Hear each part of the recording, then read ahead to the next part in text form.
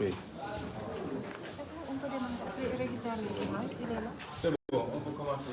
Asalaamaaleykum mbokk yi. Donc ñu ngi nuyu ñëpp di jéggalu ci patience bu yàgg bi. C'est vrai qu'on a convoqué la conférence, le point de presse à partir de 16h. Mais il se trouvait que nos frères journalistes avaient des engagements pris en avance par rapport à ñun suñuy délai. Donc on ne pouvait que les attendre parce que ñoom ñii lépp lu ñuy def ñooñu ko tàmbali defal. Donc bëgguñu woon def di leen bàyyi. Donc c'est des questions de fidélité ak de confiance. Donc yàlla dogal na ñëw nañ. léegi nag on est confronté à un problème de courant moo tax aussi ñu war a gaawantu suñuy def balaa seen autonomie batterie di wàcc. Donc on va sans tarder donc li ñu boole nag du dara lu dul un point de presse sur l'actualité nationale bu concerner globalement li nga xamante ne mooy le parti Pastef et son leader bi nga xamante ne ko bëgg a tremper dans un complot en vue de le barrer la route, n'est-ce pas, en 2024. Chose bi nga xamante ne mooy le prétexte donc de notre rencontre bi tey. Donc ci njëlbeen dinañ jox suñu cadre suñu coordinateur Assane Diop pour mu ubbi jotaay bi dina def une intervention donc par rapport ak li nga xamante ne mooy actualité bi à côté de ça aussi bu daanelee dinañ jox cadre ki nga xamante ne mooy suñu docteur Omar Cissé di coordinateur coalition Yewwi Askan Wi fii dans le département mais aussi doon député à l'Assemblée nationale di maire de la ville de Rufisque bu daanelee aussi dinañ jox cadre ki nga xamante ne moo fi teewal magi Pastef di doyen Sinifal donc di nuyu aussi ki nga xamante ne moom la àndal ñu naataangoom suñu membre Issa Laye donc une grande figure de proue de la résistance ici à Rufisque et dans le pays bu daanalee en tant que doyen dinañ jox kàddu ki nga xamante ne mooy suñu sœur ñu gën ko xam ñun ñëpp si madame Diédhiou teewal fi jigéenu Pastef waaye aussi di doon koo xamante ne aussi dina jël kàddu bu fekkee bu kii daanelee dina jël kàddu wax au nom des femmes de Rufisque. Donc, coordinateur Assane, vous avez la parole si l'installation est prête. C'est bon. Voilà. Merci beaucoup. Alors, Assane, tu as la parole.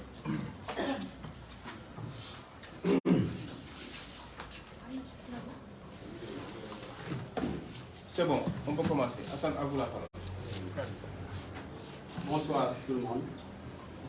Je me nomme Assane Diop, coordonnateur départemental de Pastef au niveau de Rufisque. Je salue la présence de tout le monde. À ma droite, on a le député maire, Omar Cissé, coordonnateur de Yewwi Askan Wi, et également de Taxawu Sénégal, qui est venu se solidariser au combat. À ma gauche également, on a le vice-coordonnateur chargé de la communication, le président du conseil départemental par une femme. On a également l'ensemble des coordonnateurs communaux, mais aussi la représentante de Mojib du département de Rufisque, Mme Diédhiou, qui est également à ma droite, et le représentant de Magi Pastef, M. Sinifal, et son équipe. Il y a également la jeunesse patriotique de Rufisque qui est présent suffisamment, et l'ensemble des militants et sympathisants de Rufisque. Nous vous remercions pour votre présence. Aujourd'hui, nous avons convié ce point de presse dans le cadre d'exprimer de la situation politique du Sénégal, plus particulièrement de ce dossier Sonko-Adji Sarr. En premier lieu, nous allons affirmer catégoriquement que ce dossier est vide. Ce dossier est vide dans la mesure où beaucoup d'éléments à savoir le certificat médical délivré par le docteur Al-Fousseini. Il y a également le rapport d'enquête de la gendarmerie. Il y a également des audios authentiques de la fille Adji Sarr qui avoue publiquement que ces audios sont authentiques. Tous ces éléments témoignent suffisamment que ce dossier est vide. Ce dossier est non seulement vide, mais c'est un complot ourdi, cousu de fil blanc du début jusqu'à la fin. Et beaucoup d'éléments peuvent en témoigner.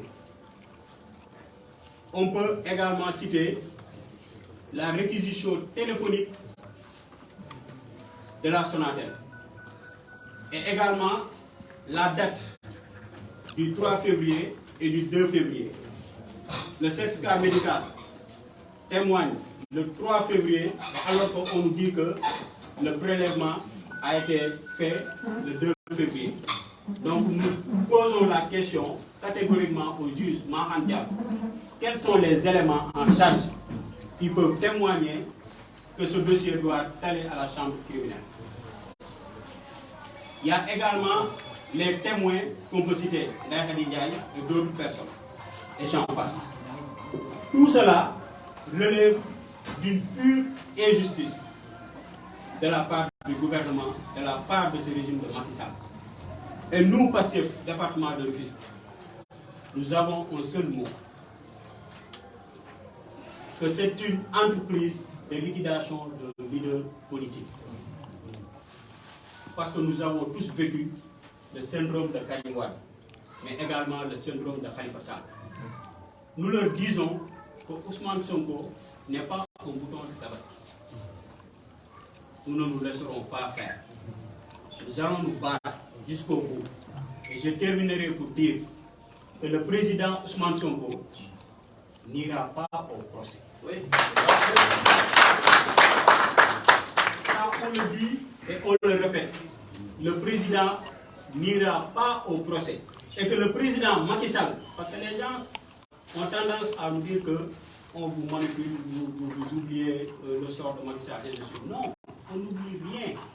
Le président Macky Sall ne participera pas aux éventuels jours électoraux. Parce qu'il est le seul président à qui la Constitution a écarté d'office. Nous tous, nous avons lu la Constitution.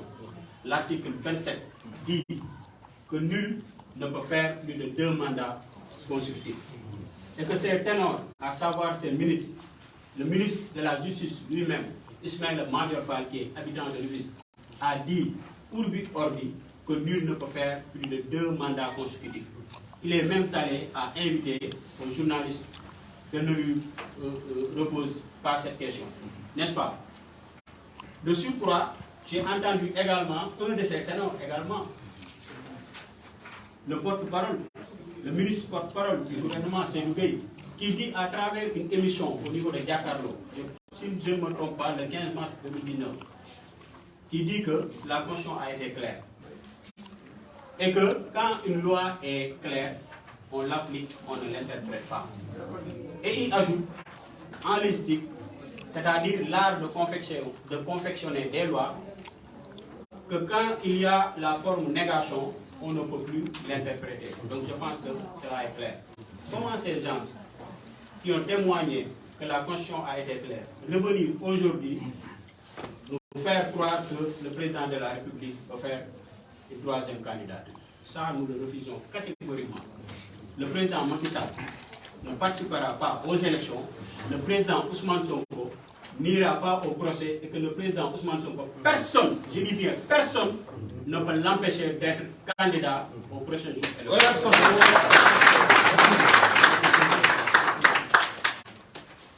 Souvent, on nous repose cette question, qu'est-ce que nous allons faire? Moi, j'appelle solennellement à la population rufisquoise, l'ensemble des militants et sympathisants, plus particulièrement à la jeunesse rufisquoise, à nos alliés également. Parce que ce combat, aux femmes également, parce que ce combat est un combat commun. Parce que quand il y a un projet commun. Le PASTEF, c'est un projet incarné par un leader Ousmane Sonko. Quand il y a un projet commun, il y a un engagement commun, mais une détermination commune. Parce que nous avons un projet à sauvegarder. Nous appelons à tous les militants de rester mobilisés et de rester alertes. Parce que le coup, ce n'est pas le président qui va le donner, c'est Macky Sall qui va donner le coup d'envoi. C'est Macky Sall qui va le donner. Madame en wolof gannaaw bu ma nuyoo bépp patriote boo xamante ne mu ngi fi teew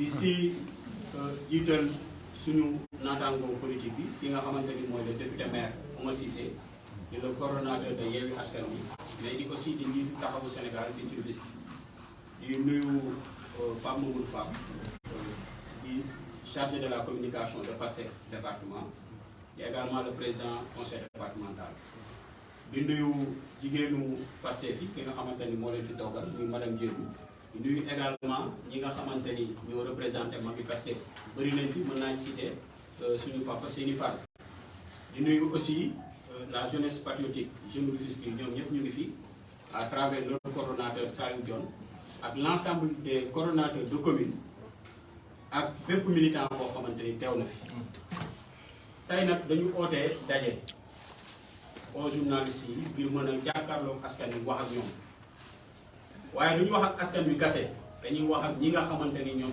ŋànk réew mi ki nga xamante ni aussi mooy njiitu réew mi muy le président de la République Macky Sall fi ñuy tàmbalee lu simple la ndax kàddu yi ñuy bëgg a jël mooy wax ci réew mi mais également wax ci li nga xamante ni moo nekk di xew mooy acharnement bi am à l'encontre de notre leader à l'encontre du parti PASTEF ñu gis ni dañ koo bëgg a jël jaay ko doole denc ko ci kaso bi te lu ko waral mooy benn dossier boo xamante ni am na fi ñu jiñ ko loo xamante ni defu ko maanaam viol te moo violé as ndaw ñun fi ñuy commencé mooy dañu naan la ñuy wax yëpp ay tappale la li waral ñu ne ay tappale la mooy lu bëri mën na koo firndeel muy certificat médical bi nga xamante ni docteur bi gynécologue bi def na ko gannaaw ba ñu ne ndaw si dañ koo siif kooku ba la mu bind authentifié ko dañu ndaw si siifuñu ko ñu jug ci loolu gendarmerie nga xamante ni nekk na pàcc bu ama am solo ci dëkk bi ci wàllu enquête ñu rafetlu bu baax a baax seen liggéey ñu génn rapport wane ni lii ay tappale la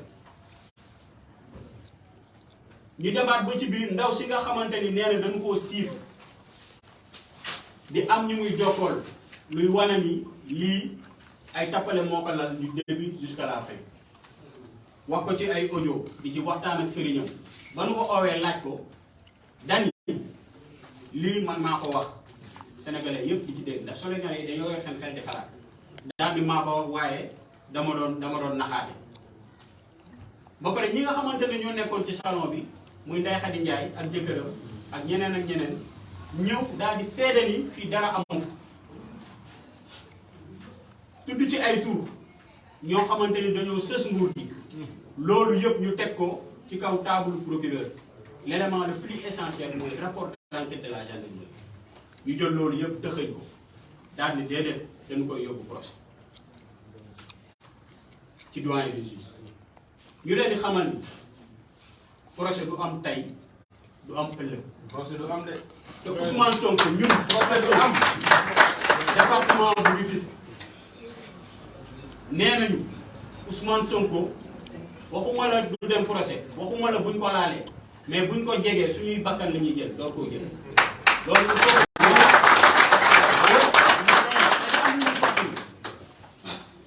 Ousmane Sonko dafa subir ay injustice depuis Nuremberg ba mu dooree ba léegi ci injustice la dëkk depuis ba ñu ko ràññee dàq ko fonction publique ba tey jii saaga nañ ko fi Suzanne Camara taxaw na fi saaga ko publiquement ne dañ koo war a rey fan la yónnee woon suñu lingeer Mariama Sagna ñu ko doon rendre hommage bi di passé macha allah di remercier sénégalais yëpp bu ma nee bépp militant mais sénégalais yëpp rawatina waa Rufisque wane nañ dooley Pastef wane nañ fi leen projet bi toll.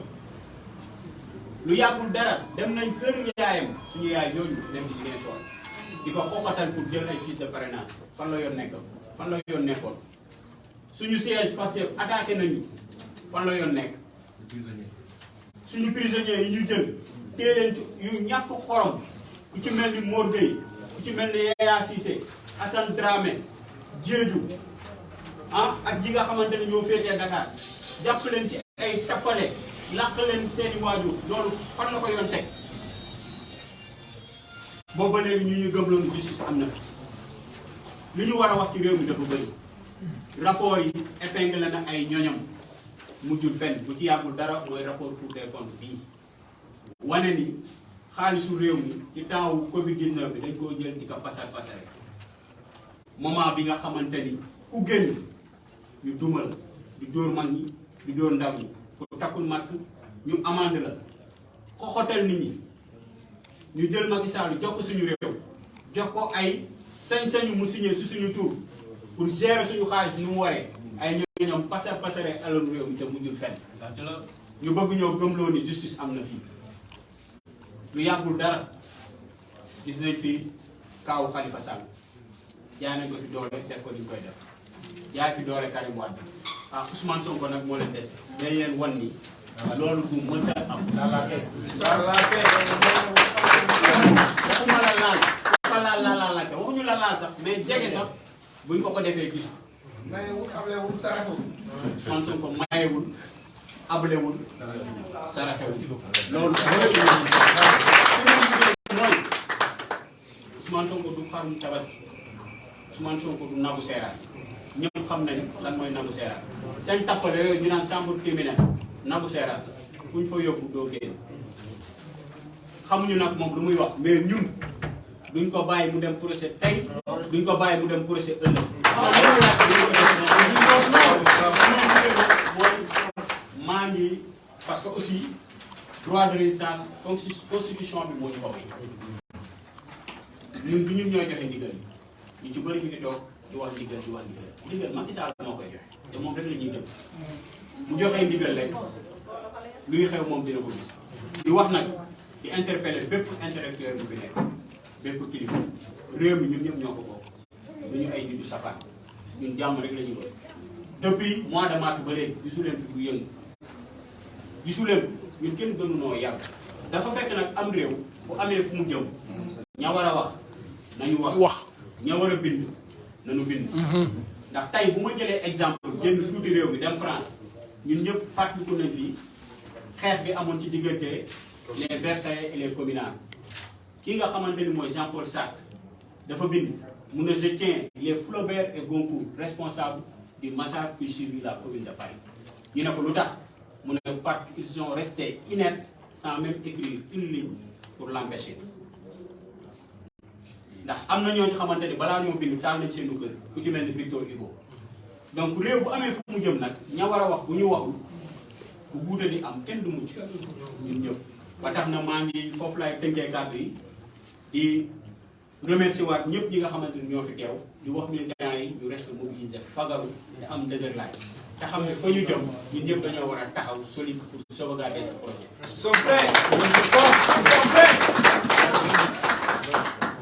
Merci beaucoup.